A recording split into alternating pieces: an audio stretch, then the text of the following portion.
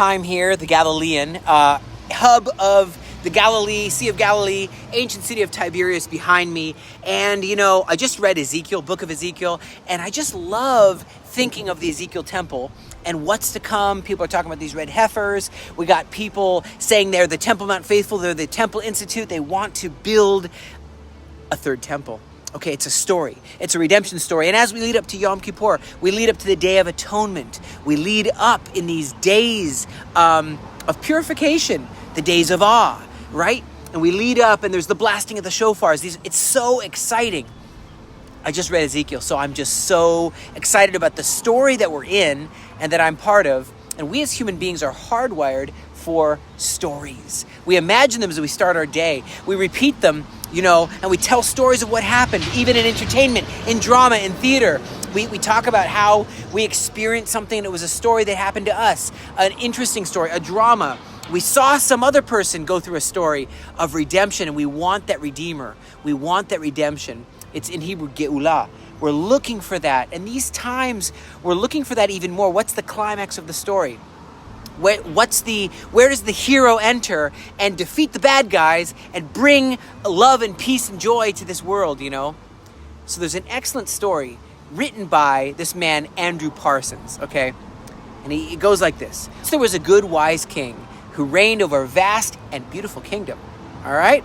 He built a capital city to be at the center of the kingdom, because every kingdom has to have a capital, right? All right, this is a story. He built this beautiful palace, not for his own pleasure, his own indulgence, because he wants to be prideful, but he wanted it to be a place where everyone could come and celebrate and dine with him. And he could get to know them on a personal level, get to meet his subjects. But sadly, there were some of the towns and villages throughout the kingdom that rebelled against the king, and they accused the king of being an angry, unjust bully, a tyrant, and they looked upon his rules and decrees with disdain. They didn't respect him, They had never been to the capital city before. They never saw the palace. They never sat down with a meal with him on Shabbat. They didn't love the king and his good intentions behind every one of his edicts or decrees or rules or laws. They were all for the good of the town. People said, he's a bully, and the king came by to these towns and villages that he often came out into the field and went out to meet the people. And the people at the gates completely ignored him. They would not allow the king to even come in. They didn't respect him standing at the doorstep. And thankfully, not all the cities were like that.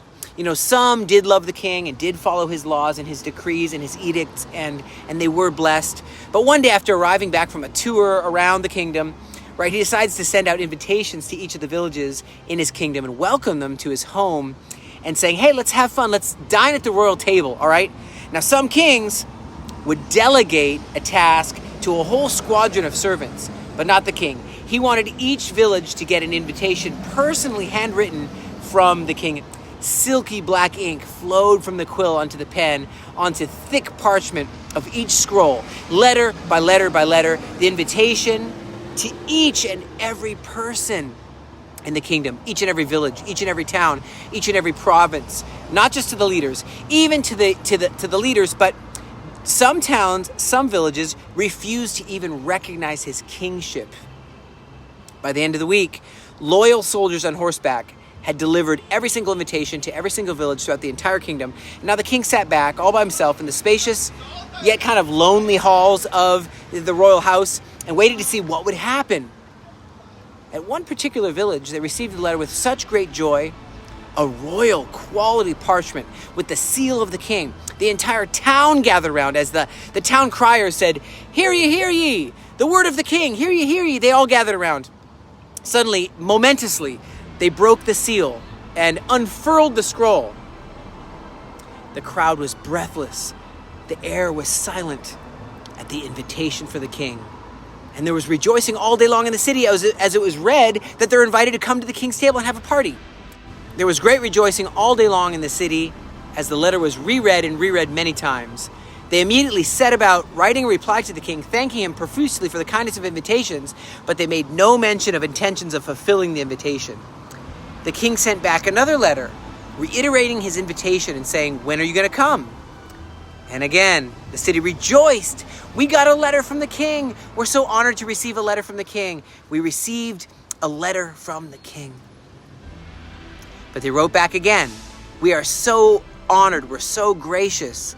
They assured the king how much they appreciated this move of friendship and explained that it was enough to prove that he was a good king and a wonderful king.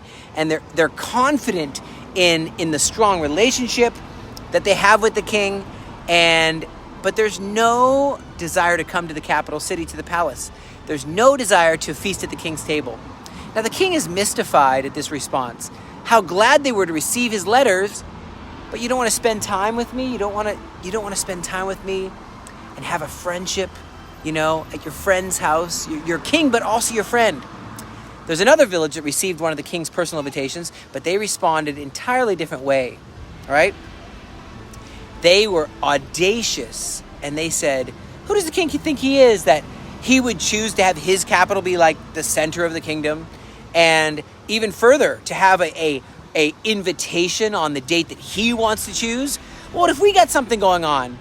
What if I'm doing something in the Lord's house or the Duke's house or the Earl's house, to take it even further by saying that the occasion would be hosted in his home? What is he, the richest man in the world? He should be able to travel anywhere. He should be able to come to our events, They were kind of bent out of shape that the invitation didn't have a fill-in-the-blank location or a fill-in-the-blank time. They wrote back to the king and thanked him for his invitation, but they explained that, look, come on. How about the king meet them in their village the following week, or maybe a week later, or maybe a week earlier, But the king was a little surprised when he received this kind of response. He's not trying to impose a burden that they should come to his palace. He thought that's what they would want to do. They would want to come. After all, he visited their village, had meals with them. He did the effort to go and see them. The invitation was because he wanted them to come and have the privilege of coming to his royal city and eating at his table and enjoying his hospitality. Maybe they misunderstood his intentions or his invitation. Either that, or they had no idea what they're missing, having never visited him before, having never been to his holy city. All right, there's a third village that had even different response. They wrote back to the king and they said, "Thank you for the invitation, but we're busy. Sorry, we got a busy schedule and other things to do, higher priority. Do you know villages that have rebelled against your kingship?" They wrote. "They're in dire need. Some of the villages are suffering because of terrible ailments and diseases that happen because they didn't listen to his rules. And they're suffering from famines and droughts, and still others, the people have turned against each other in hatred and angered and made almost like a civil war in their nations, hating each other, dividing against each other. And we don't have time to fulfill your invitation. We don't have time to think about this. We got stuff on our plate, my friend. We got other things to do." When the king received this letter, his heart really was hurt. If they'd only passed up the opportunity, that they don't want to come, and just said, "Oh, we can't make it." He was going to tell them about his dreams and plans for helping those who had fallen into dire straits, and those who were without medicine, and those who were in need. And he was going to take time to help them and actually open the treasury for them, bring them to his home and tell them about the treasure he was going to open for them and the help he was going to give them. Well, there was a fourth town. And there was a fourth village. And when he was going to equip them with the medicine and the food and the hope that it would take to bring them home. Well, there was a fourth village. And when they read the invitation, they immediately dropped everything they were doing and began preparing for the journey to the capital city. There was no time to even send a letter asking for detail. They just set out with hearts brimming with excitement and gratitude and anticipation for their king. They are going to meet their king, who had taken the same trip to the villages many, many times. And they're prepared to take that journey. If they even have to take weeks and months to make this happen, to prepare, they're going to do it. But when they got there was no crowds of people, no lines of people waiting to see the king. Just two servants standing at the threshold waiting to see the king. Their visit with the king was more beautiful and more intimate and more revolutionary than they could have ever imagined or expected. Words cannot describe what happened, and the zeal and the love between them, the beauty of the house, the deep relationship, all problems, all burdens gone. It's solved. It's fixed. And it's effortlessly transformed into joy and gladness. and meaning and purpose and peace. They began to tell the king about how brokenhearted they were, about the condition of some parts of the kingdom who didn't want to come, all the people who were in desperate need, and to their surprise, they found out that he knew of the heartaches and the brokenness in some parts of the kingdom, even more than they knew. They didn't have to tell him, he knew. And he said, I have plans and strategies for bringing healing and restoration and using kindness to turn the hearts of those who rebelled so that they too might recognize the beauty. But I want them to dine at my table. And after spending a season with the king, it came time for them to leave. And not because the king was kicking them out, but because they had experienced the beauty of the capital and the city and the palace. And they had seen how good this king really, really was. All right? They understood why he chose one place, why he chose one time, and why he chose to gather them there. They understood, they had understanding why they dined.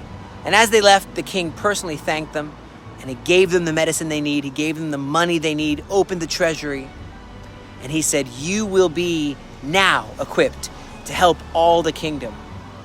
Help those throughout the kingdom who were in need. And they thanked the king for the wonderful invitation. They promised to come back every year. They told him, before we would go out and tell the people that there was a good king here and how they needed to recognize his kingship, we have to tell them more about you, about your house, about your palace, about your greeting, about your invitation.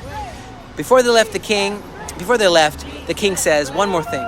If you come across this village who's reading and rereading my letters, but aren't taking action to come and visit me, tell them, friends, don't just write letters to each other. We are talking about a real place and a real time in this world, right now. And if you see a village who's travailing around with genuine hearts to help those in need, and they really want to help, well, if they come here, they'll be equipped for a better impact to help those in need. And if you see that village of folks who are disturbed because I chose one city and one place with, tell them about how lonely I am without you. Tell them how I didn't do it for myself. I did it for you. I made these halls and I made this place for you to come and visit me. I chose this as a blessing for all the families of the earth to be blessed. I chose Israel. I chose Jerusalem. Do not disregard my invitations.